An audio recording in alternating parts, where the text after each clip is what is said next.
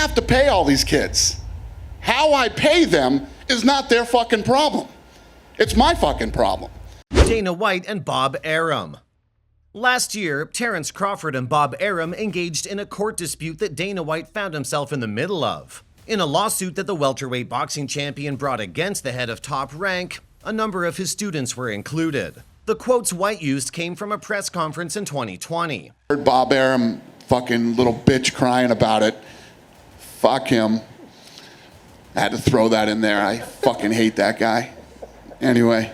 Bob Arum received criticism from White for not paying his boxers, including Terence Crawford, and was referred to as a fucking piece of trash. Bob Arum was criticized by White for openly attacking Crawford. He concentrated on Arum's remarks about utilizing all the money he had lost to Bud to purchase a home in Beverly Hills. Imagine me saying, oh, I gotta pay Conor McGregor fucking this much money. I could have built a house in Beverly Hills. Shut the fuck up, you fucking scumbag. Pay your fucking fighter what you owe him. That's your job. Bob Arum is a piece of fucking shit. Beef with Oscar De La Hoya.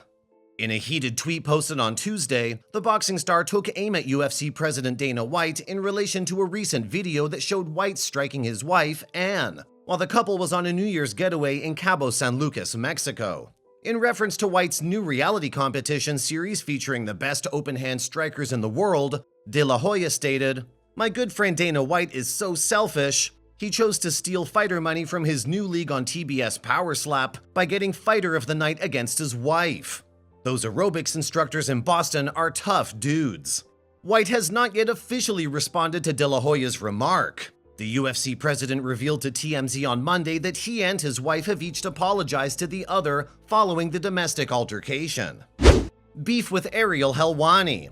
The beef between the two is thought to have begun at UFC 199 in 2016, when Helwani announced that Brock Lesnar, a former UFC heavyweight champion who later became a superstar in the WWE, would be joining the organization and being added to UFC 200. Prior to the UFC 200 video package airing, which included Lesnar and an event graphic proclaiming his return, the news had been released. Although the UFC president wasn't exactly diplomatic about the surprise being revealed, it was clear that he was furious about it. A ban was imposed on the Canadian MMA reporter, and his credentials were revoked. Fortunately, sane judgment won out, and the suspension on the MMA Hour was lifted. Andy Wong. Andy Wong has done some pretty odd things on live-action television, and when he wasn't able to comprehend why he was fired and ended up alienating his new team, things got even worse. And this is something which angered White quite a lot. It's also one of the reasons why Wong's UFC career never really took off. So, you are now a member of Team Pulver. I mean, I have no say in the matter. I mean... Yeah. This isn't colors, like we're in LA and you just switch sides on a gang. What you ought to do is go over there and hug Jens Pulver and tell him, thank you so much for accepting me onto your team. He's like him and Han and I don't know, but, you know, now he's disrespecting Jens. I'm starting to see why BJ was so pissed. I want to kill Andy Wang. Dana White is somebody who works with hundreds of UFC fighters every day, and nobody knows better than him what it takes to make it at the top. Let's move on in our list. Warning to Conor.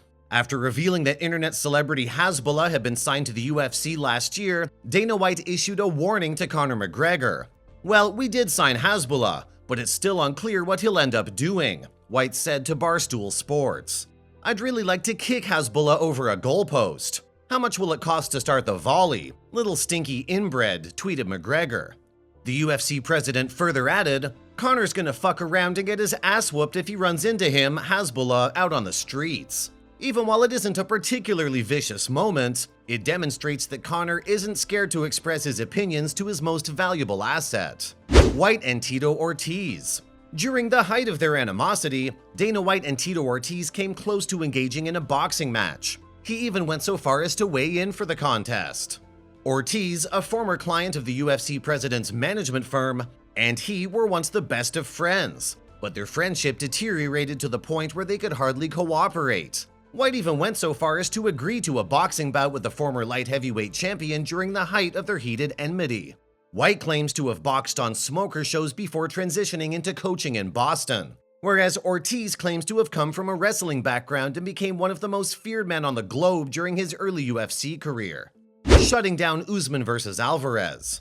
After successfully defending his welterweight title against Colby Covington at UFC 268 in New York, USMAN solidified his position as the top fighter in the UFC in terms of strength-to-weight ratio.